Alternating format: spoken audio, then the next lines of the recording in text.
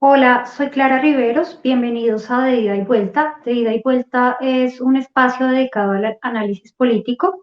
Este programa es producido por el Grano Press de Fundamedios y aquí nos proponemos debatir, analizar y comentar diferentes temas de interés global y regional. Hoy vamos a hablar de gobiernos y coronavirus. Para ello tenemos tres académicos al lado y lado del Atlántico que van a estar comentando las diferentes gestiones de la crisis causada por esta pandemia. Damos la bienvenida a Magdalena. Magdalena López es doctora en letras de la Universidad de Pittsburgh, es investigadora del Kellogg Institute for International Studies de la Universidad de Notre Dame y del Centro de Estudios Internacionales del Instituto Universitario de Lisboa. Es autora de los libros El otro de nuestra América, Imaginarios sobre Estados Unidos en Cuba y la República Dominicana, y Desde el fracaso, narrativas del Caribe insular hispano del siglo XXI. Magdalena es consejera académica del Centro para la Apertura y el Desarrollo de América Latina. Ha publicado diversos artículos en revistas internacionales y ha sido profesora invitada en universidades de España, Argentina y México. Magdalena, bienvenida. Muchísimas gracias a ti, Clara, y también a Oscar por esta invitación y a Fundamedios, desde luego. Tenemos con nosotros a Cristian Alberto Cao. Cristian es abogado de la Universidad de Buenos Aires, es doctor en Derecho de la Universidad Complutense de Madrid, es catedrático de la Facultad de Derecho de la Universidad de Buenos Aires, analista en diferentes medios de comunicación de la Argentina, ha sido profesor invitado en diferentes universidades de América Latina, es autor de Constitución Socioeconómica y Derechos Fundamentales, estudio comparado entre los casos de España y Argentina. Cristian, buenas tardes. Hola, buenas tardes, Clara. Saludos aquí desde Buenos Aires. Muchas gracias por la Muchas invitación. gracias. Tenemos a Rogelio. Rogelio Núñez es doctor en Historia Contemporánea de América Latina por el Instituto Universitario de Investigación Ortega y Gasset de la Universidad Complutense de Madrid. Es investigador senior asociado del Real Instituto Elcano. Es profesor en la Universidad Francisco de Vitoria de Madrid y en la Universidad de Alcalá. Es consultor de Atrevia y CEAPI. Ha sido profesor en universidades de España, Chile y Guatemala y fue subdirector de Infolatam, una publicación especializada en temas de América Latina, desde el año 2005 hasta el año 2017. Bienvenido, Rogelio. Encantado de estar con todos vosotros. Bueno, hoy vamos a hablar de cómo se ha gestionado esta crisis causada por el coronavirus. Como se sabe, esto comenzó siendo una epidemia que apareció en algunos lugares de China. Desde allí se expandió a otros países. Esta epidemia habría surgido hacia finales del año 2019. Sin embargo, bueno, hubo unos esfuerzos por parte de China para ocultar la información durante algunas semanas. Se estima que este tiempo habría sido clave para tratar el tema con mayor rigor y no tener que actuar más o menos como sobre la marcha, como terminó ocurriendo. Y pues también otra situación es que en ese esfuerzo por ocultar lo que estaba sucediendo, digamos, diferentes voces que quisieron alertar, pues fueron silenciadas, detenidas y pues incluso hubo personas de las que ya no se tuvo más noticia, ¿no? A raíz de estos hechos, la Organización Mundial de la Salud pues también ha visto muy cuestionada su credibilidad y finalmente esto se expandió a una gran velocidad en las semanas siguientes. La noticia pues realmente se conoció en enero de que había esta epidemia y ya para el mes de febrero y marzo empezaron los contagios en otros países del mundo. Las medidas empezaron a tomarse en el mes de marzo. Diferentes gobiernos pues de hecho han cerrado sus fronteras. Son cerca de 130 países que han tenido que cerrar sus fronteras en estos meses. Pues es una crisis que ha impactado social, política y económicamente a todos los países y que ha afectado pues en particular en los sistemas sanitarios y a los ciudadanos. Hay más de 9 millones de contagios en el mundo hasta la fecha y pues de hecho han muerto unas 470.000 personas en el curso de estos meses. Vamos a ir a hablar con Magdalena en nuestro primer bloque para tener una mirada de la gestión de la pandemia por regiones. Magdalena está en Lisboa y, bueno, justamente el sur de Europa ha sido una de las regiones que se han visto más afectadas por esta pandemia. Aunque, digamos, Lisboa sería como uno de los países que han salido mejor librados en esta región, ¿no? Pero bueno, dejemos que sea Magdalena quien nos explique un poquito cómo ha sido la gestión de esta crisis, de esta coyuntura en el sur de Europa. Sí, bueno, podemos decir que la gestión ha sido desigual. Por un lado, fue bastante grave en términos de saturación de infraestructura sanitaria, ¿verdad? Y del número de decesos en Francia, Italia y España. Y por el otro lado, tenemos la llamada anomalía griega y el milagro portugués, ¿verdad? Países en los que la pandemia ha sido controlada con bastante eficiencia y el número de decesos ha sido relativamente bajo. Esto a pesar de que justo en la última semana ha subido, ha habido un repunte en Portugal tras el proceso de desconfinamiento. Generalmente se argumenta que han sido dos factores los que han hecho esta diferencia, ¿verdad? Por un lado, el virus llegó tarde a Grecia y a Portugal, con lo cual ambos gobiernos pudieron ver lo que ya estaba sucediendo en otros países, de los países vecinos, y tomaron medidas para, ¿verdad?, que no se expandiera el virus. Hay que tener en cuenta que estos dos países fueron de los que más sufrieron durante la crisis económica del 2010, con lo cual el sistema de salud se vio muy quebrantado y no podían darse el lujo, ¿verdad?, de que el sistema de salud, la infraestructura sanitaria colapsara. Para darles un ejemplo de la diferencia, España decretó el estado de alarma cuando las cifras andaban alrededor de los 130 muertos, mientras que Portugal decretó el estado de emergencia 3 días antes del primer deceso y Grecia canceló inclusive los carnavales, ¿verdad? Un día antes del primer contagio, de que se conociera el primer contagiado, ¿no? Y el segundo factor que se argumenta, en que todo el mundo está de acuerdo, ha sido, ¿verdad?, en el consenso entre la oposición y los respectivos gobiernos, ¿verdad? Lejos de la polarización política que estamos viendo en España, las decisiones y las estrategias de comunicación sobre el virus en Grecia y en Portugal han sido el producto de un trabajo continuo, ¿verdad?, a dos manos, más allá de las diferencias ideológicas. Resta ahora por ver cómo se va a gestionar la crisis económica de estos dos países, si va a ser tan exitosa una vez que salgamos de la pandemia o que haya alguna cura, digamos. ¿Cómo lo has vivido tú que estás en Lisboa, particularmente? ¿Cómo ha sido allí el...? Mira, ha sido responsabilidad de la sociedad civil más que nada, en términos represivos para nada. Efectivamente nos pidieron que permaneciéramos en las casas, de modo que la gente más o menos siguió las indicaciones. Mi rutina básicamente es, durante los días más difíciles, digamos, fue salir una vez a la semana a hacer las compras y el resto del tiempo quedarme en casa. No, digamos, yo no siento de ninguna manera que la gestión ha sido traumática. Inclusive tengo colegas que salían aquí a las plazas cerca de las casas a caminar 5 minutos y volvían. Yo creo que hubo mucha responsabilidad de la sociedad civil para cuidarse. Y después de unos días, lo que se hizo, aquí muchas personas de edad, ancianos, fue abrir, ¿verdad?, la comida delivery. Y eso también ha sido muy bueno porque ya estaba aburrida de comer mi propia comida en casa, entonces de alguna manera, bueno, se está tratando de reactivar la economía. Primero se intentó reactivar con esto de los delivery y ahora básicamente ya está casi todo abierto, ¿no? Claro, con el distanciamiento social y usando las máscaras, pero en fin, las medidas se han ido relajando y ha coincidido con la entrada del verano, de modo que hasta ahora ya lo llevamos llevando bien, digamos.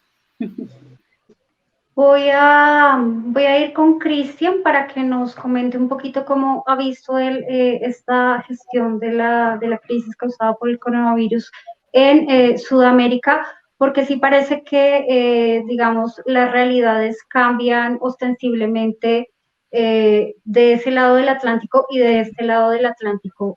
A ver, Cristian, ¿estás con nosotros?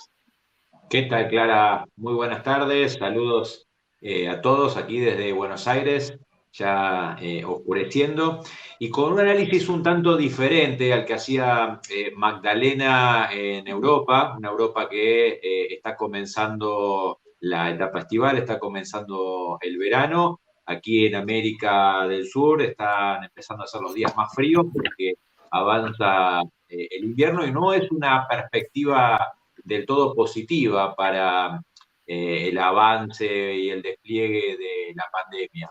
Si bien todavía hay algunas dudas por parte de los expertos en salud sobre la influencia del frío en el contagio y en lo que tiene que ver con la expansión de la cuarentena, es indudable que temperaturas más bajas hacen que las personas tendamos a estar cada vez más juntos, más cercanos en términos técnicos, y eso puede generar algún tipo de crecimiento en esta tan temida curva de contagios.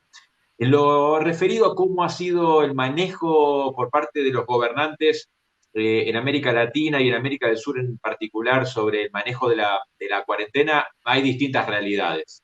Hay básicamente tres categorías que podemos llegar a elaborar en casos donde el crecimiento de la curva, el crecimiento de los contagios y lamentablemente los fallecimientos, como por ejemplo el caso de Brasil, está totalmente descontrolado, no tiene ningún tipo de maniobrabilidad parecería ser el presidente Bolsonaro en lo que tiene que ver con el control de la crisis sanitaria, y eso impacta, por supuesto, en lo que tiene que ver con la crisis en el gobierno, su gobernabilidad. Brasil es un estado territorialmente muy grande, donde existen numerosos factores de poder que están entrando en puja, y en este caso el presidente Bolsonaro está teniendo algún tipo de crisis interna. Tiene una organización militar que es muy fuerte en la República del Brasil, y evidentemente están empezando a darse los primeros chispazos o los primeros síntomas de alertas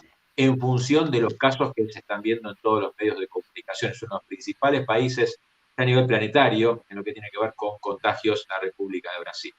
Una segunda categoría, o lo podemos llamar el modelo saludable en lo que ha tenido que ver con el control de coronavirus en América del Sur, ha sido el caso de Uruguay, en donde se reportan y ya casi no se reportan casos, al menos de contagio, han tenido muy poco nivel de contagiados y muy pocos, casi contados son los casos de fallecimiento. Uruguay, en estado sí de alerta, de atención, ha empezado a liberar actividades comerciales, por lo tanto es considerado como un modelo en lo que tiene que ver con la atención del aislamiento, de la cuarentena, dependiendo cómo se lo quiera denominar.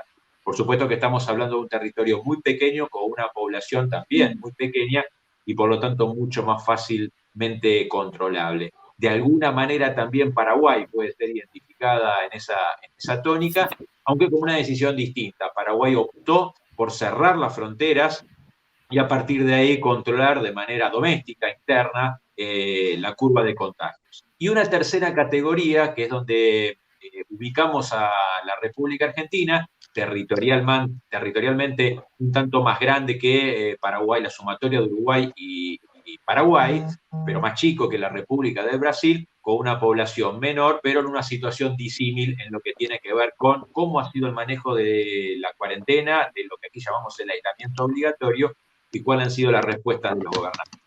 Argentina tiene un foco de contagio muy grande en lo que es la ciudad de Buenos Aires y el Gran Buenos Aires.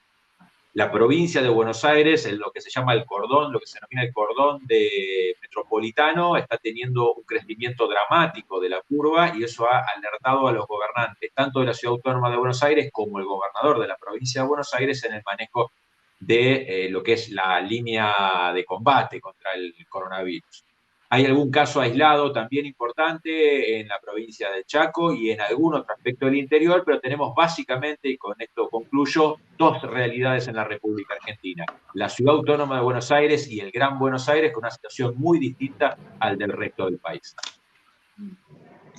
Gracias, Cristian. Voy a ir con Rogelio, porque Rogelio ha estado eh, contribuyendo con sus informes y con su análisis, junto con otros investigadores del Real Instituto Elcano, en el seguimiento de la gestión del coronavirus en los países de América Latina. Me gustaría preguntarle a Rogelio cuál es su mirada de la gestión de la crisis, de alguna manera por regiones, para ver un poco cómo ha sido en la región andina, en Centroamérica y, bueno, en Norteamérica. Rogelio, ¿estás? Sí, pues muchas gracias, Clara. Mira, básicamente yo creo que hemos vivido tres etapas en la región. Una primera etapa donde la mayoría de los países, con excepciones, quizá México y Brasil y Nicaragua, las más llamativas, los países tomaron rápidamente medidas, ¿verdad? Viendo lo que estaba pasando en Europa y viendo que sus estructuras sanitarias eran muy débiles. Esa toma de medidas yo creo que ha tenido una virtud, y es que ha retrasado el pico de la pandemia y ha dado tiempo, dentro de los límites que tienen en todos estos países, a tomar medidas. De hecho, en aquellos primeros momentos, la popularidad de los presidentes, estoy pensando en Sebastián Piñera, por ejemplo, o incluso Alberto Fernández, subió considerablemente porque se consideraba que estos mandatarios habían tomado medidas de forma ágil y veloz. Incluso Perú tomó medidas muy, muy tempranas, y la situación fue que en una segunda etapa la mayoría de los países, a la altura de principios de mayo, empezó a pensar seriamente en la desescalada, que no iba a haber un brote muy grande como había ocurrido en España o en el resto de Europa.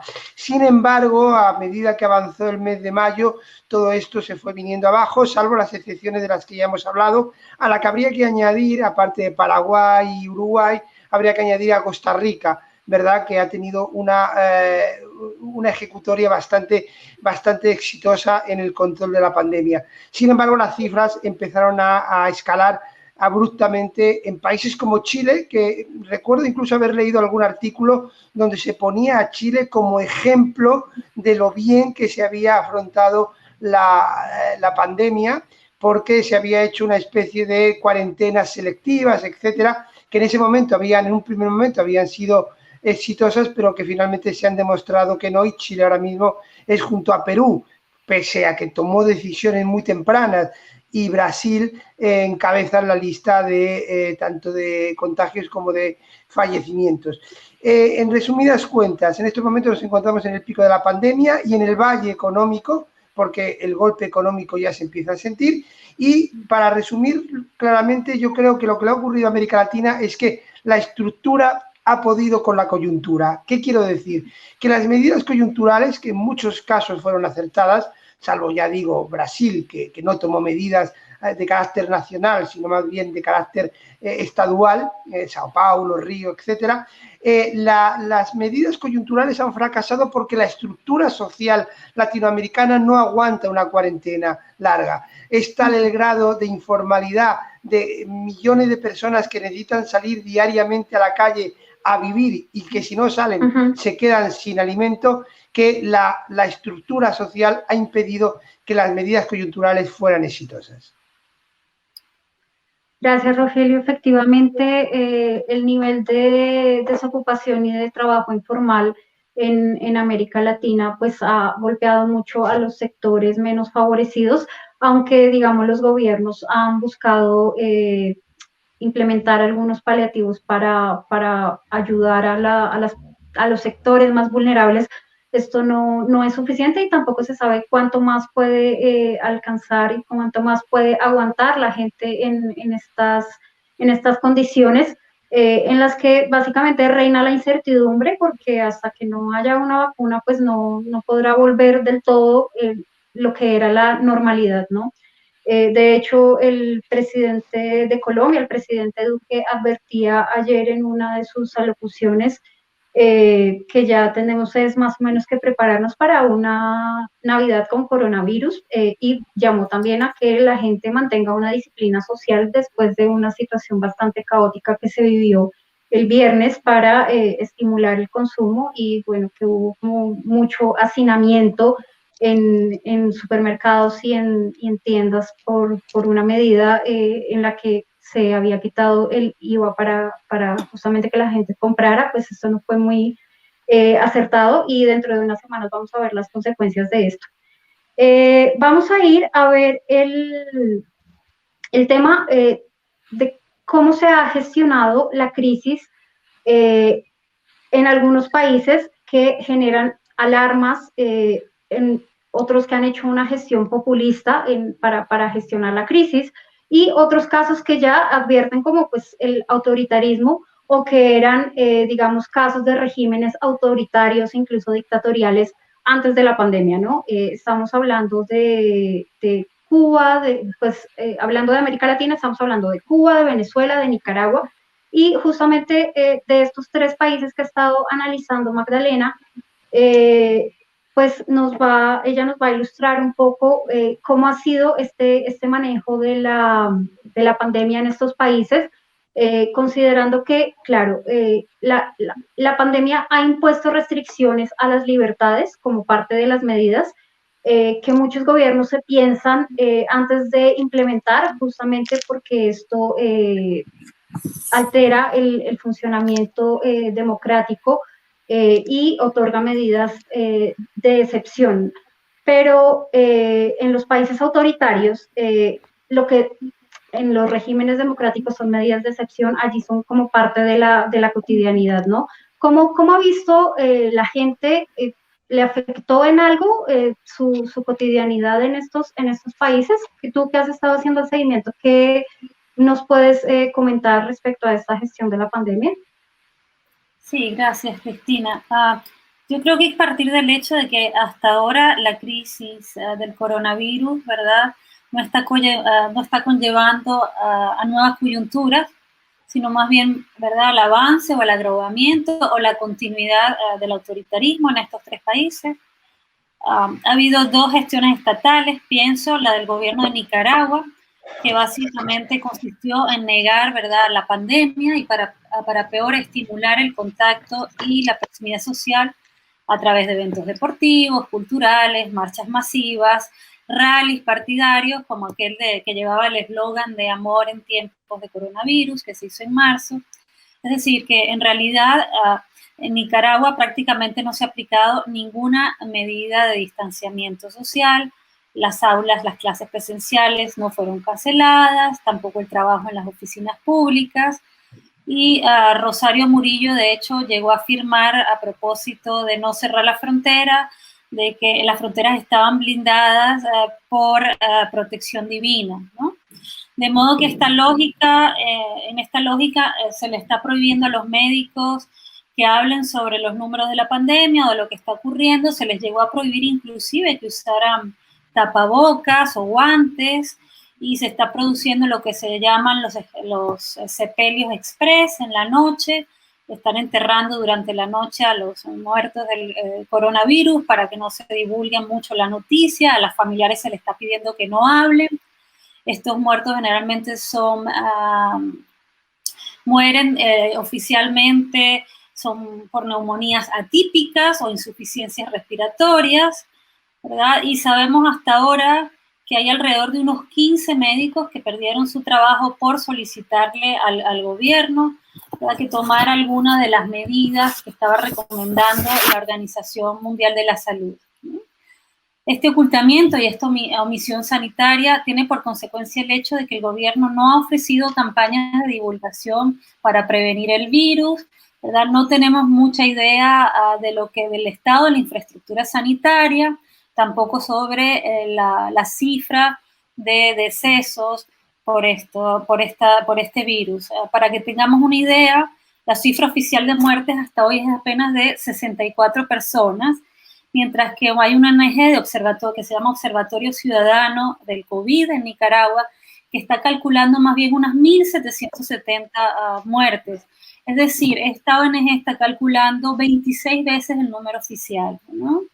El otro tipo de gestión ha sido característica más bien no de Nicaragua, sino del régimen venezolano, que en vez de negar la pandemia, como vimos en el caso anterior, se apresuró a reconocerla tempranamente para seguir tomando medidas típicas del estado de excepción, ¿verdad? Como el cierre de fronteras, el impedimento de la libre circulación a manos de lo que llaman los colectivos, las fuerzas paramilitares del chavismo en las zonas populares de las ciudades, ¿verdad? Tenemos la persecución también a trabajadores y a periodistas del sector salud por informar sobre la pandemia. Se ataca también el trabajo científico, el académico, y se ha sofocado toda manifestación de descontento político y social. Otro problema ha sido el de los inmigrantes venezolanos que están intentando retornar y básicamente el gobierno les ha cerrado las puertas a la gran mayoría. El discurso oficial es que estos inmigrantes son armas biológicas que atentan contra el país. O sea, Maduro ha llegado a decir que el coronavirus es un virus importado y en algún momento también dijo que era una estrategia del gobierno colombiano para contaminar el país. De modo que aquí tampoco sabemos muy bien cuáles son las cifras oficiales. Lo que sí sabemos, ¿verdad?, es que ya el sistema hospitalario, el sistema sanitario, la estructura sanitaria ya había colapsado antes de esta pandemia, y que la mayoría de la población está sufriendo cortes de luz, de agua, de electricidad, tiene el acceso muy restringido a las medicinas, y buena parte de la población ya estaba sufriendo niveles de desnutrición alarmantes, de modo que el panorama aquí tampoco es muy alentador. Y ya para terminar rápidamente, yo diría que el régimen cubano es una mezcla de estas dos estrategias, para manejar la pandemia. En un principio también, como vimos en Nicaragua, intentó negar, pretendió ignorar el virus sin cerrar espacios de afluencia, ¿verdad?, como las escuelas. Incluso llegó a hacer una campaña de estímulo al turismo internacional bajo argumentos de que el calor de la isla impedía o dificultaba la propagación del virus. Pero para la segunda mitad de marzo, cuando vieron que la cosa venía en serio, tomaron medidas de aislamiento muy parecidas a las de Venezuela. Como producto de eso se han agudizado las prácticas represivas que ya eran frecuentes, que ya han sido frecuentes. Gracias al decreto ley 370, el gobierno se arroga el derecho, digamos, a penalizar a la libertad de expresión de todo aquello que considere contrario al interés social y moral del país, de modo que ha habido un aumento, ¿verdad?, de las detenciones, de las citaciones, de los interrogatorios y sobre todo de multas que son impagables si pensamos en lo que es el salario, digamos, promedio de un cubano promedio. Son multas que se le hacen a los médicos, pero también sobre todo a los periodistas independientes. Se está haciendo lo mismo también en medios, sobre todo por internet, independientes que reporten sobre el coronavirus. Así que yo diría que en conclusión, lo que estamos viendo aquí es un reforzamiento del habitual, aunque parezca una contradicción, del habitual estado de excepción. El coronavirus no está produciendo un estado realmente de excepción, porque la excepción es la norma en estos tres países. Exacto. Gracias, Magdalena. Voy a ir con Rogelio para que nos comente un poco su mirada sobre El Salvador. Este es un país que ha generado muchas alarmas últimamente por el carácter autoritario del presidente Bukele. Hemos visto algunas imágenes un poco impactantes en estas semanas en relación con este mandatario. Parecería que al presidente a veces también le cuesta un poco adaptarse a lo que implica el ordenamiento democrático y la división de poderes. Incluso en medios internacionales ya, digamos, las alertas han llevado a que se plantee como si no hay una contención al autoritarismo de este joven presidente, podríamos estar ante un dictador millennial, le han llamado en la prensa internacional últimamente.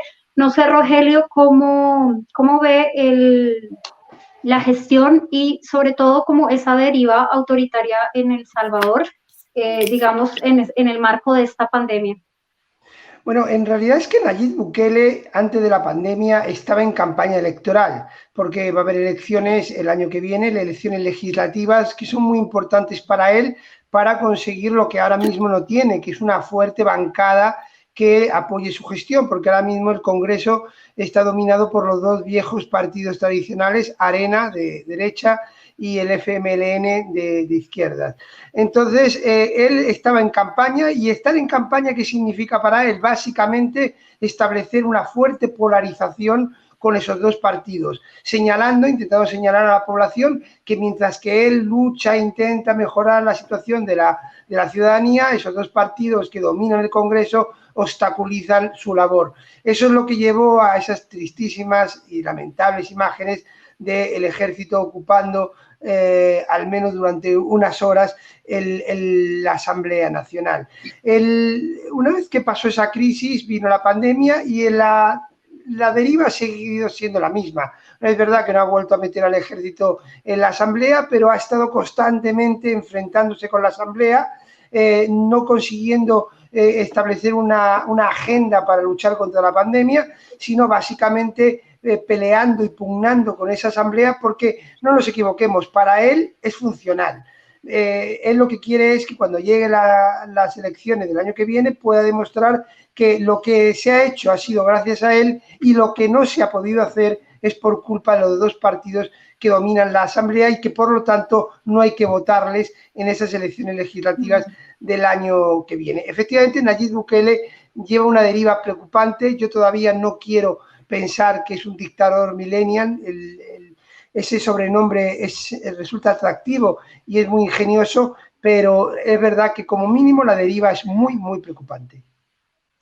Es muy preocupante y además porque también se habla que desde su gobierno se está impulsando una reforma de la Constitución para permitir la reelección del presidente Bukele. ¿Tú has visto algo en relación con ese tema, Rogelio? Lo que ocurre es que para que eso tenga visos de realidad, el capítulo primero es conseguir mayoría en la Cámara y para eso necesita ganar las elecciones del año que viene. El primer objetivo es ese. A partir de ahí ya se podrá hablar de otras cosas. Gracias, Rogelio. Y siguiendo con las gestiones y gobiernos populistas en la región, vamos a ir con Cristian para que nos comente un poco el tema de la gestión o la falta de gestión en esta coyuntura por parte del presidente Bolsonaro. Veía yo que han vuelto a los estadios los jugadores para retornar las fechas de fútbol, estadios vacíos, pero también en las afueras gente protestando justamente por la falta de gestión en esta coyuntura y en esta crisis sanitaria, siendo que Brasil es el segundo país con mayores contagios y también con mayor nivel de mortandad a causa de esta pandemia. Exactamente, Clara. Brasil parecería ser, pero en realidad deberíamos decir, el presidente Bolsonaro parecería ser que está viviendo en otra dimensión en lo que tiene que ver con la cuarentena y con la pandemia por el coronavirus. Desde un primer momento, él encaró una lucha casi personal en lo que tiene que ver con, en primer lugar, la negativa y la minimización de lo que es el coronavirus. Recientemente ingresó en un conflicto con el Poder Judicial, con la justicia de Brasil, en lo cual ha emitido un pronunciamiento judicial que lo obliga a llevar barbijo. A tal punto ha llegado esa situación que se negaba el presidente de Brasil a utilizar todo tipo de barbijos o tapabocas en los actos proselitistas o actos de gobierno que a él tanto le gusta desarrollar. Lo hemos visto en todo tipo de informes informativos en donde él se mostraba con el público como si acá no estaba pasando nada. Y eso, por supuesto, tuvo su correlato en la política o en la falta de política en materia sanitaria. Por supuesto que Brasil, al ser un estado federal, cada uno de los estados o los gobiernos estaduales han llevado adelante acciones de gobierno en materia sanitaria muy concretas, particularmente en los estados de San Pablo y Río de Janeiro, que tienen focos importantes de contagio y de fallecimientos como consecuencia del coronavirus, y en donde también se da esa suerte de puja o lucha en la arena y en el escenario político respecto al presidente y los gobernadores. Un escenario bastante diferente al que se vive en Argentina, en donde la decisión del presidente de la Nación ha sido, sí, seguida y acatada por casi la totalidad de los gobernadores y jefes de la Ciudad Autónoma de Buenos Aires, incluso en lo que es el atendimiento en el ámbito de la Ciudad de Buenos Aires y el Gran Buenos Aires, la ciudad más importante en términos de población que tiene la República Argentina. Vemos frecuentemente la atención en una mesa por parte de los tres gobernantes territoriales del sector, el presidente de la Nación, de un lado el jefe de gobierno de la Ciudad Autónoma de Buenos Aires y del otro lado el gobernador de la provincia de Buenos Aires, la provincia más grande que tiene la República Argentina, en la toma de decisiones conjuntas en materia de atención en los hospitales, atención sanitaria, en materia de transporte y en materia de apertura o clausura de los distintos comercios en la República Argentina y particularmente en el ámbito de la Ciudad de Buenos Aires. El presidente ha tomado decisiones mediante decretos de necesidad de urgencia, que están teniendo un tratamiento parcial de alguna manera por parte del Congreso de la Nación, que es el que debe ratificar o rectificar el rumbo de esos decretos, en materia de prohibiciones de desalojo, congelamiento de precios, congelamiento de alquileres, en una economía argentina que ya venía dinamizada por un alto índice inflacionario y que todo parece indicar que tanto la República Argentina como Brasil van a sufrir caídas en el Producto Bruto Interno en lo que queda del año 2020. Se señala, algunos indicadores explican que ya Argentina desde el comienzo del aislamiento, de la cuarentena, ha caído un 5% en lo que tiene que ver con el Producto Bruto Interno y Brasil ha caído al menos un 4%. Las perspectivas económicas hacia futuro son difíciles para los dos países y el acompañamiento de las medidas legislativas en materia de fomento del Estado, tanto a lo que tiene que ver con el ingreso para los sectores más carenciados, como también las ayudas a las pequeñas y medianas empresas, van a resultar vitales si lo que se busca es llegar a un fin de año del año 2020, con una mediana tranquilidad y que la economía no se derrumbe tanto como algunas estadísticas o algunas percepciones por parte de los economistas prevén para fin de este año. Hablando de las medidas que ha tomado el presidente Alberto Fernández en la Argentina, Cristian, ¿tú percibes, como sugieren otros analistas de tu país, que hay una deriva autoritaria? Se han encendido unas alarmas en Argentina a raíz de algunas decisiones que ha tomado el presidente en las últimas semanas y que de hecho generan mucha inquietud porque el gobierno del presidente Fernández lleva apenas 6 meses, es un gobierno que va hasta el año 2023 y parecería, algunos anuncian que la situación y el clima de respeto de la institucionalidad, de la Constitución y como de los valores de la República se van a ver distorsionados en este mandato. ¿Qué mirada tienes tú a este respecto? No hay una posición autoritaria en el sentido más duro de la palabra, sino que hay al momento una toma de decisiones por parte del presidente de la Nación estricto. En forma paralela tenemos un Congreso, Argentina tiene un Congreso bicameral con la Cámara de Diputados y el Senado de la Nación que está funcionando de manera virtual y muy poco.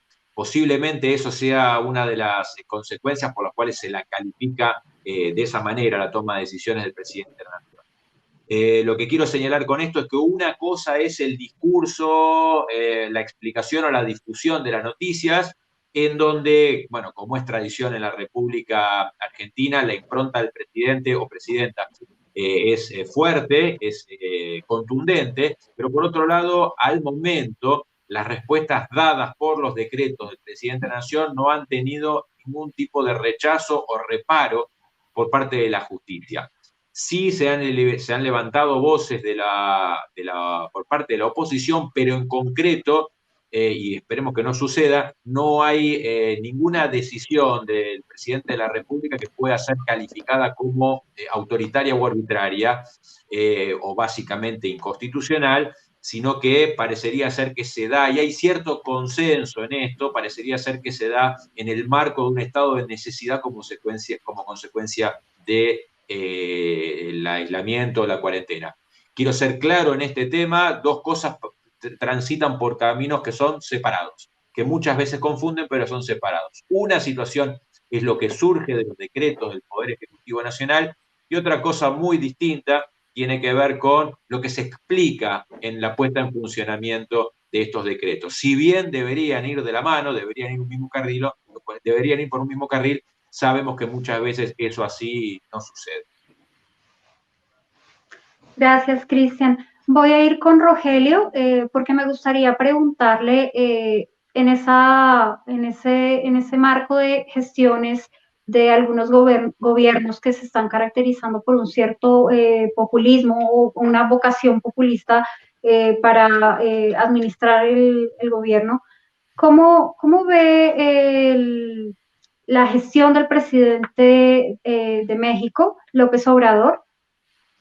Bueno, es una de las gestiones más difíciles de analizar. Supongo que responde bastante a la personalidad del propio Andrés Manuel López Obrador. Datos que son llamativos. Primero, en un primer momento prácticamente asumió una actitud parecida a la de Bolsonaro. Parecía que se resistía a la posibilidad de que llegara la pandemia e incluso durante algunas semanas recomendaba que se siguiera la gente abrazando, saliendo, comerciando. En realidad, ¿qué había ahí detrás? Un temor, un pavor a que la economía de México se paralizara, porque eso tendría una serie de consecuencias sociales que difícilmente el Estado mexicano y él en concreto podía manejar bien. Finalmente no hubo más remedio que asumir la realidad. Pero ha habido más cosas y más llamativas. Con todo el potencial que tiene México prácticamente no ha desarrollado un plan de estímulos y de apoyo a la economía nacional. Es Perú en estos momentos el país de América Latina que mayor gasto social está haciendo para defender no solamente a los sectores vulnerables, sino al tejido industrial y al tejido productivo, y México no lo ha hecho porque, entre otras cosas, Andrés Manuel López Obrador tiene auténtico pavor y rechazo a cualquier tipo de endeudamiento, ¿verdad? Y eso está colocando a México en una situación muy complicada. Y de otro lado, y yo sería el último punto a destacar, efectivamente Andrés Manuel López Obrador tiene un objetivo, que es su cuarta transformación, y esa cuarta transformación esconde algunos movimientos muy peligrosos, porque entre otros conlleva que algunas instituciones que han funcionado muy bien en la República Mexicana puedan perder su capacidad de autonomía y su capacidad de acción. Y eso es una estrategia que, si bien ahora ha quedado un poco soterrada con el tema de la pandemia, López Obrador la ha seguido manteniendo y creo que la va a acelerar una vez que entremos en el periodo de pospandemia, sea esto cuando sea. Sí, de hecho hay algunas alarmas de la intelectualidad mexicana en este sentido.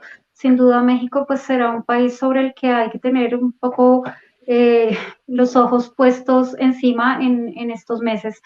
Rogelio, voy a aprovechar que estoy contigo para que nos comentes un poquito un tema que también se ha visto con alarma en las organizaciones que trabajan temas de libertades en América Latina, y tiene que ver con el hecho de una ley que busca penalizar la difusión de noticias falsas en Puerto Rico. Esto sería inconstitucional, dicen quienes están cuestionando esta ley, que además podría llevar a la cárcel hasta por 3 años e imponer una sanción de unos $5.000, creo, a quienes resulten acusados de difundir información falsa en el contexto de emergencias, como es la actual situación de la emergencia sanitaria causada por el coronavirus. ¿Tú tienes alguna información a este respecto? Bueno, yo básicamente querría hacer dos reflexiones con respecto a esto. Primero, Puerto Rico tiene una fortuna, algunos consideran que no lo es, pero en realidad sí lo es, y es que en realidad no puede tomar medidas de tipo autoritario, populista quizás sí, pero autoritario y anticonstitucional, porque finalmente está dentro de un contexto mayor que son los Estados Unidos. Es cierto que en estos momentos Estados Unidos tiene un presidente, vamos a llamarlo peculiar, y para no calificarlo de otra manera, y todo puede pasar y en cualquier sitio. Pero es verdad que la institucionalidad estadounidense, por muy deteriorada que esté, y lo está, no lo voy a negar, funciona como una especie de paraguas y de protección para las libertades. Por otro lado, más allá de la calidad de la norma aprobada, hay que tener en cuenta una cosa muy clara. Tenemos un problema gravísimo con las fake news y con determinadas bulos y falsedades que recorren el planeta. No estamos sabiendo enfrentarlas y tampoco estamos sabiendo legislarlas. Y creo que es uno de los retos que nos va a dejar la pandemia, no solo a Puerto Rico, sino al mundo entero. Hay que saber controlarlas, hay que saber combatirlas dentro de la legalidad, dentro de los límites de la democracia, de la constitucionalidad y de las instituciones, pero tenemos que darnos unos marcos legales ágiles, flexibles, democráticos y transparentes para poder combatirlas. Gracias, Rogelio. Y voy a terminar nuestra ronda latinoamericana con Cristian. Quiero preguntarle en relación con Uruguay, que como nos comentaba al comienzo, es un país que ha recibido comentarios muy positivos sobre la gestión de esta coyuntura. Sin embargo, también hay como ciertas alarmas en las organizaciones que trabajan temas de derechos humanos y de libertades, por el que podría ser un posible retroceso en términos legislativos con un proyecto de ley que buscaría otorgar ciertas prerrogativas a los agentes del Estado, por ejemplo, para disolver manifestaciones o para para rastrear, para localizar a través de las empresas de telecomunicaciones a los ciudadanos, esto sin una orden judicial. No sé, Cristian, ¿tú has visto algo en ese sentido?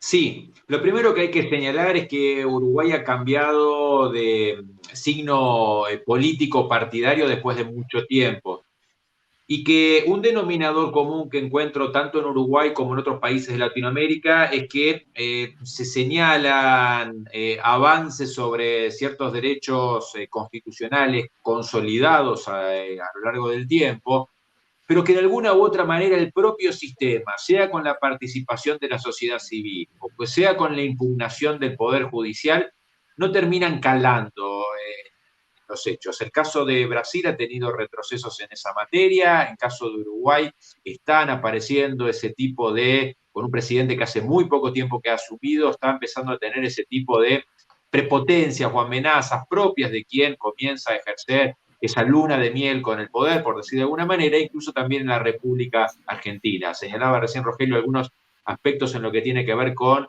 la persecución o la lucha, el combate contra fake news en Internet. Lo concreto que en la República Argentina también han aparecido algún tipo de proyectos, incluso algunos de ellos con entidad legislativa, pero de alguna u otra manera a mí me parece que Latinoamérica ha aprendido, se encuentra madura, y a contrario de lo que sucede o lo que opinan algunos expertos, yo creo que la situación del aislamiento, la situación de la cuarentena encuentra a la sociedad civil en toda Latinoamérica mucho más fortalecida de lo que fue en la década de los 80 o incluso también en la década de los 90, y me parece que no hay demasiada permeabilidad para que puedan calar profundas modificaciones en lo que tiene que ver con retroceso de los derechos fundamentales. Tal vez hago alguna excepción, en lo que tiene que ver con ciertas metodologías utilizando la inteligencia artificial o utilizando mecanismos digitales para lo que es hoy el control de la movilidad, la cuarentena, la pandemia como consecuencia del coronavirus, aunque algunos sostienen que esto sería auxiliar o momentáneo simplemente por este momento. Habrá que estar muy atentos para que no se consolide la aplicación de la geolocalización y el control de datos personales para lo que va a ser el día post pandemia o post cuarentena. Eso naturalmente va a depender de cuál sea la fuerza, la fortaleza que tenga la sociedad civil para eventualmente impugnar todo acto que sea un avance del Estado en las libertades de las personas. Gracias, Cristian. Y tú nos llevas justamente a nuestro último bloque, en el que nos planteamos como en qué mundo queremos vivir, porque muchas veces, por ejemplo, ahorita esta coyuntura se ha prestado de alguna manera para eso, para elevar la popularidad de los mandatarios, incluso cuando deben tomar demasiadas medidas y tienen demasiadas prerrogativas debido a los estados de emergencia y a las condiciones de excepción que impone la actual coyuntura. Pero, digamos, ¿cuáles son los frenos a ese poder y a esa vocación autoritaria que pueden tener los gobernantes? Esto depende de la institucionalidad, de la fortaleza institucional que tienen nuestros países, de qué tanto arraigo democrático tienen nuestras sociedades, de una cultura política democrática, y eso me lleva a plantearles ya, me gustaría como tener unas últimas reflexiones de ustedes frente a qué mecanismos tiene la ciudadanía para, en un contexto como el actual, que obliga a un confinamiento, en el que, por ejemplo, la gente no tiene como la libertad de salir en movilizaciones para protestar por diferentes medidas, sino que debe permanecer en sus casas. ¿Cómo pueden contener esas pretensiones y esos avances autoritarios los ciudadanos? ¿Qué instituciones quedan en los casos, por ejemplo, que describía Magdalena, donde el Estado de Derecho o no ha existido o ya no existe? ¿Qué caminos le queda a la ciudadanía para buscar preservar esas libertades? Porque es cierto lo que plantea Cristian, de que puede ser nuestras sociedades hoy son mucho más activas, dinámicas que hace unos años. También hay muchos recursos, la tecnología ayuda, pero ayuda también a diferentes partes, tanto a los que buscan de alguna manera legitimar posiciones autoritarias, como también mecanismos de resistencia al poder desmedido, ¿no? ¿Qué mirada tienen ustedes en cuanto a mecanismos y qué opciones tienen los ciudadanos frente a esos contextos que impone la actual coyuntura de confinamiento, frente a los avances autoritarios que pueden estar ocurriendo en algunos lugares? Bueno, si no, hablo yo mismo para romper el hielo. Yo de todas formas creo que América Latina está en un final de época y un comienzo de época. América Latina tiene que reinventarse. El Estado no funciona o no funciona bien, no es funcional, en una palabra. La matriz económica ya venía desde 2013 dejando de funcionar. La dependencia de las materias primas, que fue tan espectacular y que produjo beneficios hace una década, eso ya no ocurre. Socialmente se está demostrando en esta pandemia que los niveles de informalidad no son eficientes en momentos como el actual. América Latina tiene que formar y que firmar una especie de nuevo pacto social que suponga la reestructuración de todo, de lo institucional, de lo político, de lo económico, de lo social, incluso de lo cultural. Esto es muy difícil de hacer, muy fácil de decir y muy difícil de hacer. Solo tengo una esperanza. Las grandes crisis en la historia de América Latina, la de los años 30 o la de los años 80, provocaron cambios estructurales. Yo creo que estamos ante una crisis estructural que va a conllevar cambios estructurales. Si América Latina pierde el tren, pues se quedará en la periferia de la cuarta revolución industrial. Nada nos asegura que lo haga, pero bueno, ese es el reto que hay por delante. Rogelio, muchas gracias por todas tus opiniones y reflexiones, por tu importante análisis esta tarde. Vamos con Magdalena. ¿Sigues aquí, Magdalena? Sí, estoy aquí. A mí me cuesta mucho hacer una reflexión global porque siento que hablar de América Latina es hablar de un ente demasiado heterogéneo donde están pasando cosas muy disímiles. De modo que yo las veo desde los regímenes autoritarios, digamos, desde los países donde ya no hay democracia. Y para mí es muy difícil pensar formas de empoderamiento en estos tres países de los que hablé, formas de empoderamiento para la sociedad civil, ¿verdad? Cuando tu lógica cotidiana es encontrar algo que te pueda alimentar durante el día, ¿verdad? La comida, encontrar esa comida que por lo menos te pueda alimentar una vez al día, o tu lógica cotidiana es reunir 25 litros de agua para que te acepten un hospital que ya no tiene agua, los hospitales ya están sin agua, es muy difícil pensar en estrategias políticas más a mediano y largo plazo. Creo que, lo que nos queda, digamos, es seguir fortaleciendo a las oposiciones democráticas en estos países, seguir apoyando sobre todo a la sociedad, a las ONGs o a las instituciones independientes que están cada vez más asediadas, sobre derechos humanos, sobre todo. Estoy pensando no sé, en Provea, en Venezuela, pero también en Cubalex, en Cuba, en el Observatorio Ciudadano COVID de Nicaragua, ¿verdad? Que son pequeñas organizaciones, pequeñas instituciones de sociedad civil que están de alguna manera tratando de abrir espacios democráticos, empujar también en la escena internacional para la ayuda humanitaria y para la asistencia sanitaria. Y por último, creo que nos queda a la diáspora y a los inmigrantes y a los exiliados que estamos fuera, apoyar desde fuera, difundiendo lo que está sucediendo, porque también, sobre todo en el caso de Venezuela y de Cuba, la propaganda es muy fuerte.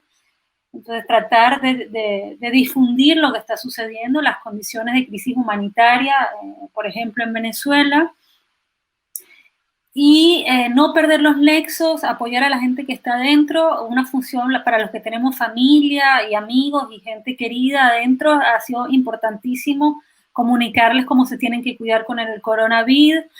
Más allá de las remesas, es importante empujar, digamos, todo lo que pueda ayudar a una transición, a transiciones democráticas en estos tres países.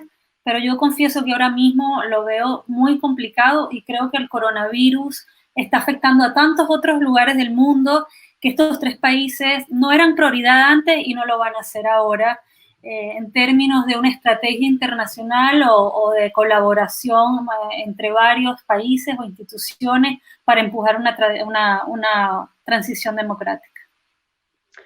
Efectivamente, gracias Magdalena por acercarnos la realidad en esta coyuntura, en estos tres países que enfrentan situaciones muy difíciles, los ciudadanos debido al carácter totalitario y autoritario de los regímenes en Cuba, en Nicaragua y en Venezuela. Sí hay mucha incertidumbre en los demás países, pues en los que tienen este tipo de gobiernos autoritarios, la situación no es mucho más esperanzadora. Lo que nos queda justamente es no perderlos de vista y seguir observando qué ocurre en estos contextos. Vamos a finalizar con Cristian, quien nos va a dar unas últimas opiniones sobre qué hacer para mantener la fortaleza institucional en nuestros países. ¿Cómo lo ves tú en esa mirada de experto constitucionalista? ¿Qué nos puedes decir a los ciudadanos? Es cierto, no hay una América Latina común, sino que hay distintas realidades muy diferentes en algunos casos en lo que son cada una de los escenarios constitucionales, por decir de alguna manera. Muy distinto el escenario que podemos observar en Argentina, en Uruguay o en Chile, que tal vez el caso que recién señalamos sobre Venezuela. Lo concreto es que la tecnología hoy ha permitido que la sociedad civil y las organizaciones sin fines de lucro estén mucho más atentas y mucho más alertas, aún en situaciones de cuarentena o de aislamiento que en otras épocas. Señalo un caso concreto que ha pasado en la Ciudad Autónoma de Buenos Aires el pasado sábado. En un avance, en un intento, en una propuesta de expropiación de una gran empresa que ha tenido el presidente de la Nación en la República Argentina, gran parte de la sociedad civil salió a la calle, aún en una situación de aislamiento, para protestar y para oponerse a esa decisión del Poder Ejecutivo Nacional. ¿Qué quiero explicar con esto? Que aún en esta situación, aún considerando el avance, el desarrollo, la curva que tiene el coronavirus en la República Argentina, la sociedad civil cuando tiene que levantar su voz, cuando tiene que hacerse notar, lo hace por las redes sociales, por los medios digitales, los medios virtuales o incluso también en la calle. Será tarea también el fortalecimiento del Poder Judicial en la República Argentina y en los países de Latinoamérica. Sabemos que esta situación de la división de poderes en nuestro continente no es siempre del todo clara, pero lo concreto que me parece que es el desafío de Latinoamérica en el siglo XXI, el fortalecimiento de las instituciones y particularmente el sostenimiento de los derechos que ha conquistado el continente en los últimos años.